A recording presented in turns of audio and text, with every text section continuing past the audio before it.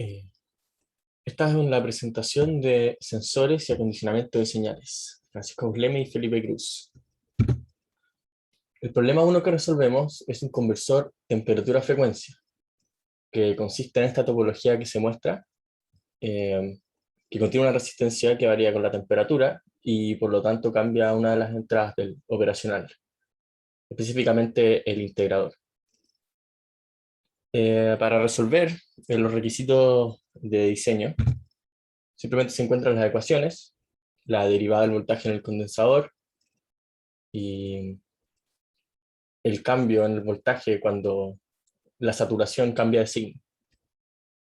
Con esto se puede encontrar el inverso de la variación de tiempo, que es equivalente a encontrar la frecuencia, que resulta en una función perfectamente lineal de la temperatura. Aquí están los resultados.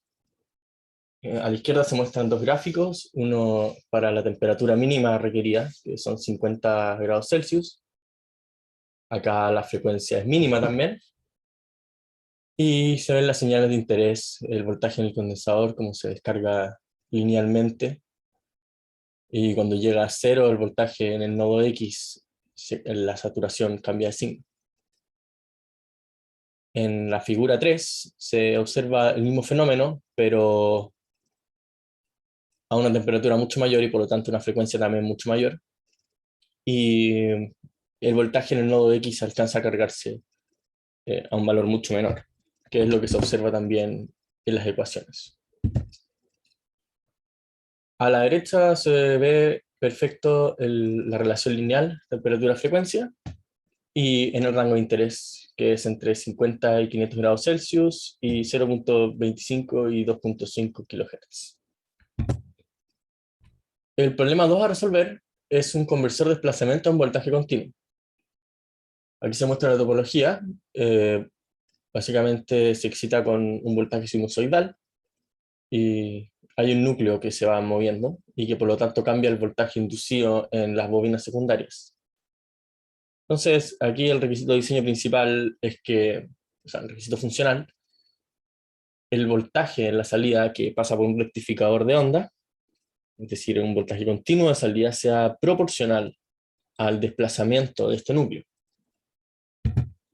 Entonces, para eso se encuentran todas las ecuaciones relevantes. Arriba a la izquierda se ve el voltaje para el caso cuando los diodos están conduciendo, que sería en el fondo una sinusoidal, y cuando dejan de conducir, que es el decaimiento en forma de Ripley. Entonces con esto se puede encontrar la derivada del voltaje en la situación, o sea, la variación de voltaje en la situación de Ripley, y observamos que depende de una exponencial, y para despejar, según los requisitos funcionales y de diseño, conviene aproximar esa exponencial con una serie de Taylor de primer orden. Esto permite directamente encontrar los parámetros que nos interesan. Finalmente podemos encontrar el voltaje medio, que depende de esa expresión que se muestra en la parte inferior, y claramente es perfectamente proporcional a X, ya que todo el resto son parámetros, por lo tanto corresponden a una constante de proporcionalidad. O sea, aquí los resultados, en el gráfico de la izquierda, tenemos para distintos desplazamientos, las posiciones, o sea, el voltaje que se observa en la salida con su respectivo Ripley.